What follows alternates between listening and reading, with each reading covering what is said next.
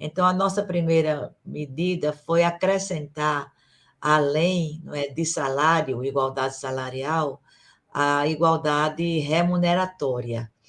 Aí criamos essa expressão de critérios remuneratórios, que são parcelas remuneratórias que se agregam ao salário. Às vezes, essas parcelas têm cunho individual, é algo que o trabalhador e a trabalhadora incorporam mediante o seu exercício profissional. Mas outras vezes não. Outras vezes são gerais. E se o homem tem direito, a mulher também tem que ter, passa a ter agora com essa lei, né? Mas eles acharam que tinha que ter também a regulamentação. E foi aí que o embate foi maior. Senadora, duas questões. Primeiro, queria registrar algo.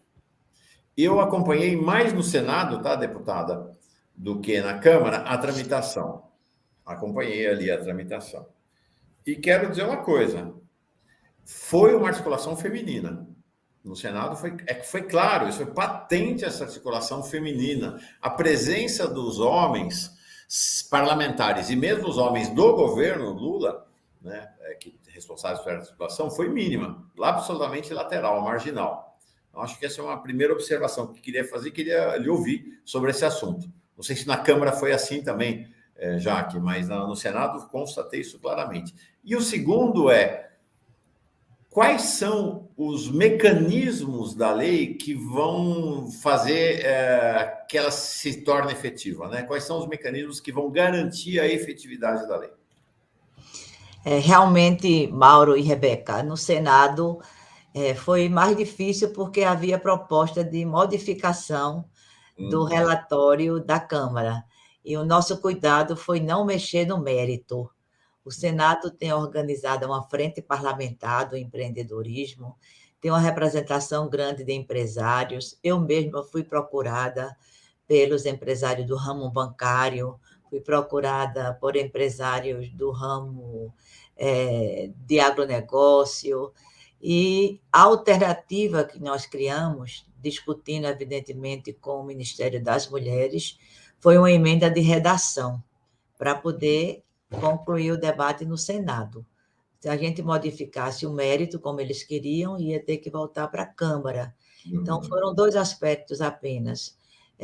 A senadora Zenaide Maia foi a outra relatora. Zenaide Maia foi relatora na Comissão de Direitos Humanos e eu fui relatora na Comissão de Assuntos Sociais e na Comissão de Assuntos Econômicos. Foi na Comissão de Assuntos Econômicos que o bicho pegou mais fortemente, né?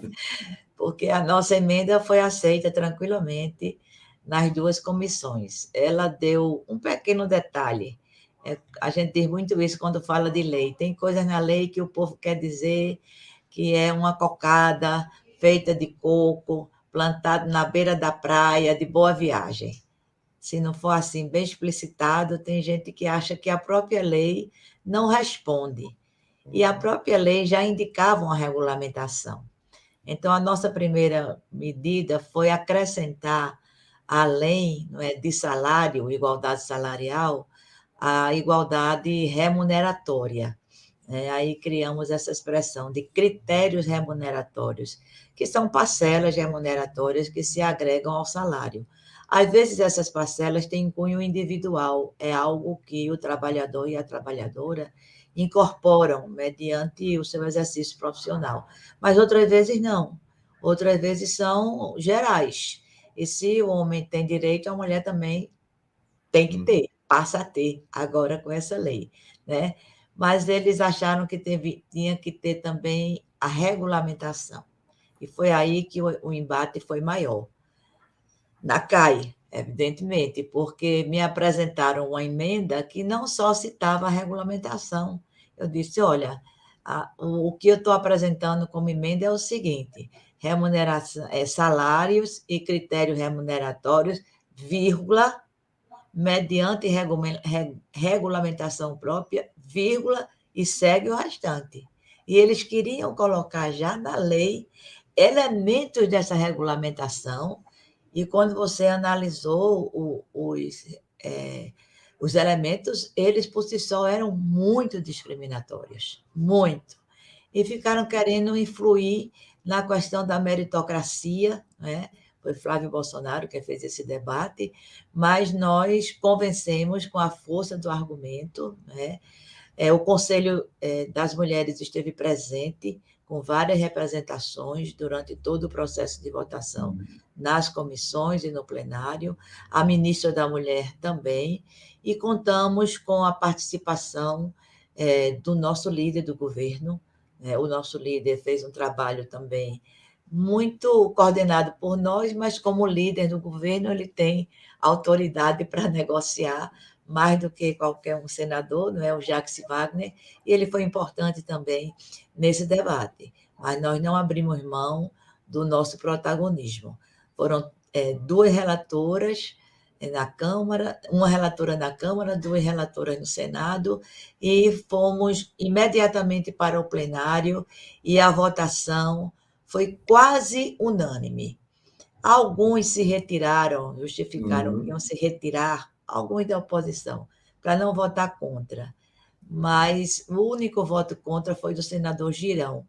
E conseguimos unificar a bancada das mulheres. E na Câmara nós tivemos mulheres que votaram contra a lei. No Senado nós conseguimos unificar a bancada das senadoras. Então, foi, de fato, um trabalho de muita articulação. O que é que ela muda e como ela pode ser efetivada, né? Primeiro, a gente tem a inclusão na lei da obrigatoriedade do relatório semestral de transparência salarial e remuneratória e multa em caso de descumprimento. A multa no Brasil, ela tem um efeito muito educativo. Se a gente for para valer nesse cumprimento, a gente consegue, por exemplo, o que se conseguiu com a utilização do cinto de segurança, o uso do cinto, né?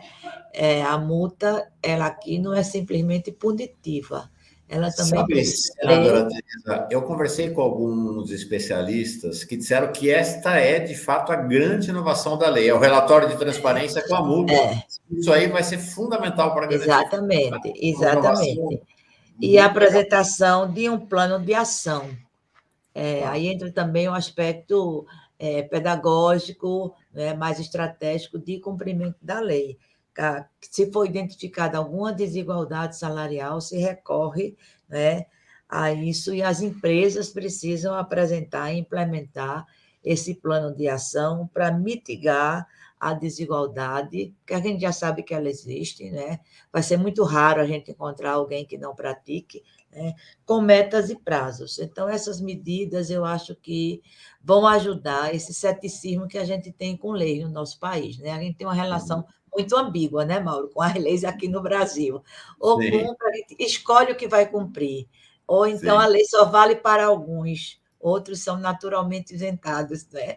Então, a gente vai aproveitar mesmo esses aspectos da lei para nós próprias, né, que lutamos, que batalhamos por isso, acompanharmos, denunciarmos, estimularmos o cumprimento da lei. Legal. Rebeca. Muito bom, né, Mauro? São fatos que deixam a gente muito feliz, aí, nos deixam muito felizes, porque a gente vê alguns avanços. Mas eu também queria falar de vocês, e a gente não pode deixar de falar quando vem parlamentares aqui, sobre os retrocessos, infelizmente, né? A Jaque também vai ser relatora nessa sessão que pede a cassação de 6 deputadas, né? Como que vocês veem essa questão da violência política, do dia a dia do trabalho de vocês, e como vocês têm se articulado aí dentro dos gabinetes, fazendo alianças para combater essas violências? Bom, pode começar com a Jaque. Para mim, assim, é extremamente desafiador, né? Eu encontrei com o Mauro recentemente e a gente, né, trocou ali um oi rapidamente. E aí, Rebeca, para mim, eu sou uma deputada de primeiro mandato, mas isso não significa que a gente não vem de várias lutas, né? A gente sabe que quando a gente chega aqui nesse lugar, especialmente, que é um lugar de representatividade. Eu sou a única deputada mulher da bancada do meu estado e a primeira negra da história a ser eleita. Isso por si só, a nossa democracia por si só, precisa ter uma garantia e uma permanência de que esses ambientes também sejam propícios para a gente exercer a nossa atividade parlamentar. Nós estamos diante na Câmara da maior bancada feminina da história, mas se ao longo do tempo nós juntarmos todas as deputadas, desde a primeira legislatura até hoje, a gente não conseguiria chegar em 513 deputadas. Então, isso por si só demonstra o quanto nós temos avanços, por exemplo, na participação feminina, na legislação, mas, ao mesmo tempo, a necessidade que a gente precisa buscar para termos realmente uma democracia representativa. Para que nós não possamos simplesmente ser colocadas como ou loucas ou hostis, ou ao mesmo tempo desequilibradas, pelo fato da gente usar o microfone para defender as pautas que nos trouxeram até aqui. Então, a violência política e a violência política de gênero ocorrida, principalmente com essas 6 deputadas que estão lá no processo de cassação, elas foram apresentadas de maneira que faz a gente refletir sobre aonde nós estamos dentro desse parlamento. Então, a Câmara tem muito que avançar. Ao mesmo tempo em que, pela primeira vez na história, a Comissão de Direitos Humanos, ela traz consigo hoje Comissão de Direitos Humanos, Minorias e Igualdade Racial. Ela tem uma mulher branca na presidência, ela tem uma mulher negra na primeira vice-presidência, ela tem uma mulher lésbica na segunda vice-presidência e uma mulher trans na terceira vice-presidência. Hoje é essa a composição da mesa diretora, por exemplo, da Comissão de Direitos Humanos da Câmara. 4 mulheres, né, em suas diferentes faces ali dentro. Mas isso também não nos blinda dos ataques que a gente sofre, enfim, que até mesmo mudanças regimentais que precisam ser feitas para que nós possamos efetivamente fazer o nosso trabalho de parlamentar. Por isso que quando a gente fala sobre igualdade salarial e remuneratória, mesmo nós que somos aqui as deputadas, e eu acredito que a Tereza também, enquanto senadora, em muitos aspectos, as condições elas são diferentes que se dá esse tipo de trabalho. Então, para eu ter a minha permanência aqui na Câmara... Como assim? Como assim? Não entendi. Porque quando a gente fala sobre igualdade salarial e remuneração, mas a gente precisa garantir a permanência das mulheres nesses espaços. É sempre uma luta que vem seguindo. É uma legislação, por exemplo, que ela vem avançar nesse contexto da igualdade salarial, mas aí que a gente precisa da regulamentação do executivo e virar essa regulamentação, como a própria senadora Tereza já colocou aqui, porque nós precisamos demonstrar que não basta apenas uma lei falando, olha, homens e mulheres são iguais no trabalho, eles vão ter a mesma remuneração e eles vão ter o mesmo salário. Nós estamos falando também sobre igualdade de oportunidades. E aí eu sou muito grata a todo o apoio que eu tenho recebido da bancada da Federação, do Partido dos Trabalhadores e boa parte também da própria bancada feminina, que fez com que eu, uma deputada de primeiro mandato, pudesse ser a relatora desse projeto. Então, quando a gente fala sobre igualdade de oportunidades e também de exercer esse trabalho, de garantir a permanência, a gente traz um exemplo das 6 deputadas. Para elas garantirem a sua permanência, ter a sua vez, a sua fala respeitada, dentro desse contexto, nós precisamos garantir que esses ambientes também sejam propícios para este tipo de atividade. Então, eu vejo que é um momento extremamente importante para o Brasil. A sanção desse projeto hoje traz para nós, principalmente mulheres, uma luta do campo, do mundo do trabalho, mas também sobre as nossas vidas, né? Elas não são só apenas assuntos econômicos, ela é o assunto do pertencimento, daquilo que a gente tem direito de ser em qualquer espaço e em qualquer lugar, inclusive na Câmara dos Deputados.